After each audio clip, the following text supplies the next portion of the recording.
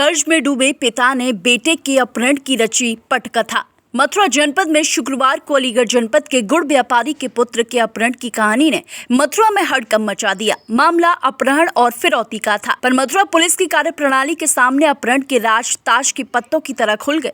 मामला खुला तो कर्ज में डूबे पिता का ही चेहरा सामने आया। उसी के पिता ने खुद के बालक की अपहरण की कहानी को गढ़ने का काम किया। पुलिस ने व्यापारी के पुत्र को जयपुर रेलवे स्टेशन से गिरफ्तार कर मामले का खुलासा कर दिया है।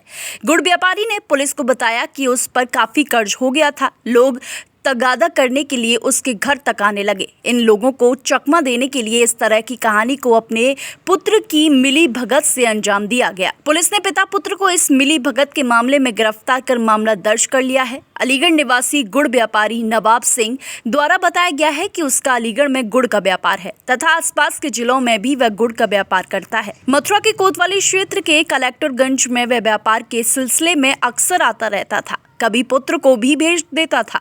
नवाब सिंह ने बताया है कि उसी दिन उसका पुत्र सोनू तगादे पर मथुरा आया और उसने मार्केट से 3 लाख रुपए की वसूली की। वह पैसे लेकर वापस घर नहीं पहुंच सका, जिसके बाद व्यापारी ने बेटे को कई फोन लगाए पर कोई भी जवाब नहीं मिला। तो वह बेटे की खोज खबर लेने मथुरा पहुंचा, जहां काफी खोजबीन के बाद उसकी मोटरसाइकिल लक्ष्मी नगर धोबी घाट के समीप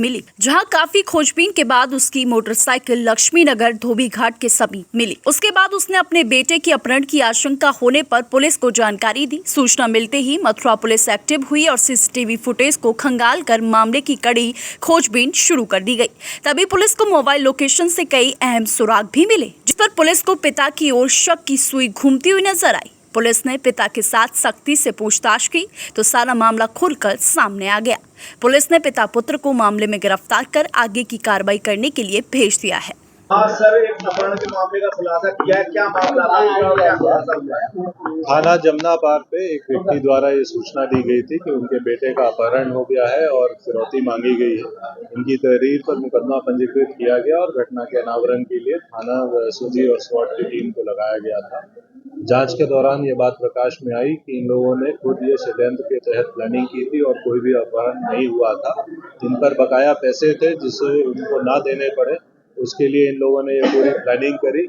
जो तथाकथित अपहृत था उसे तथा उसके पिताजी को गिरफ्तार कर लिया गया है। राजस्थान में वो व्यक्ति छुपा हुआ था, जहां से उसको पकड़ा गया और उसे न्यायिक अभिरक्षा में भेजा जा रहा है। परिस्थितिजनक साक्ष्य और इनके इकबालिया बयान इत्यादि के आधार पर इन्हें न्यायिक अभिरक्षा में भेजा जा रहा है। आपका पुत्र दोनों ने ही साजिश रची पूरे घटनाक्रम की या और भी कोई चीज रखी है? अब तक की जांच में इन दोनों की भूमिका सामने आई है और भी यदि कोई है इसमें तो उस संबंध में विस्तृत जांच की जाएगी। बट ये बात स्पष्ट है कि वादी मुकदमा जो है, जो उनके पिता थे, उनको पूरे प्रकरण की जानकारी थी, फिर भी उनके द्वारा गलत सूचना पुलिस को दी गई और साथ ही साथ गुमराह भी किया गया।